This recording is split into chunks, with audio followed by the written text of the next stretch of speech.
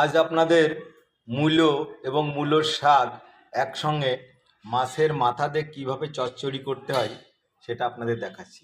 তো দেখুন, আমার এই যে কড়াইয়ে তেল ফুটছে, আমি প্রথমে একটু জিরে ফোড়ন দিয়ে দিলাম। জিরা দেখুন পিড়বিড় করে ফুটছে। দু টুকরো তেজপাতা ফেললাম, একটা শুকনো লঙ্কা ফেললাম।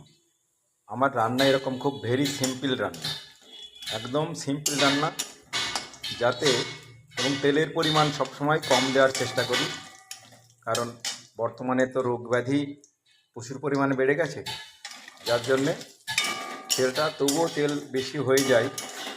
তো দেখুন, আমি এই যে জিরে, তেজপাতা এবং শুকনো লঙ্কাটাকে একটু কষিয়ে নিচ্ছি। দেখুন, আমার ফোড়নটা ঠিকঠাক কষে উঠেছে।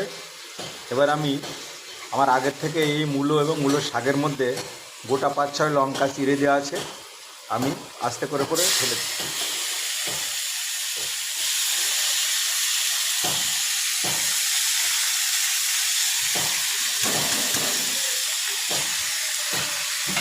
তো দেখুন কীরকম শব্দ হচ্ছে, একদম চড়চড় করে শব্দ হচ্ছে, কেউ চিড়চিড় বলে, তো চিড়চিড় করে শব্দ হচ্ছে।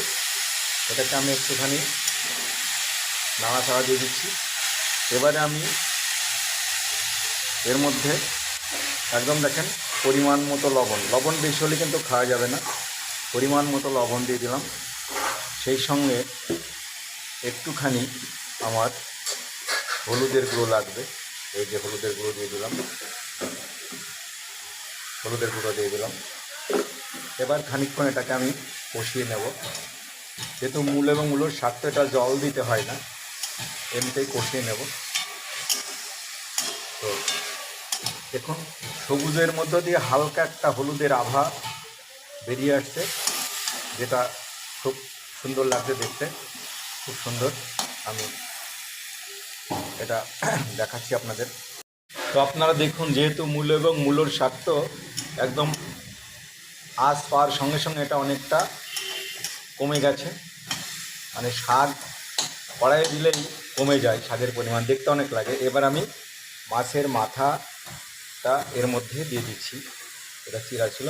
এবার এর সঙ্গে আমি এটাকে ভেঙে দেব, এই যে এর সঙ্গে এটাকে আমি খুন্তির সাহায্যে মিক্সড করে দিচ্ছি, দিয়ে এটার সঙ্গে এটা আমি কিছুক্ষণ নাড়তে থাকবো।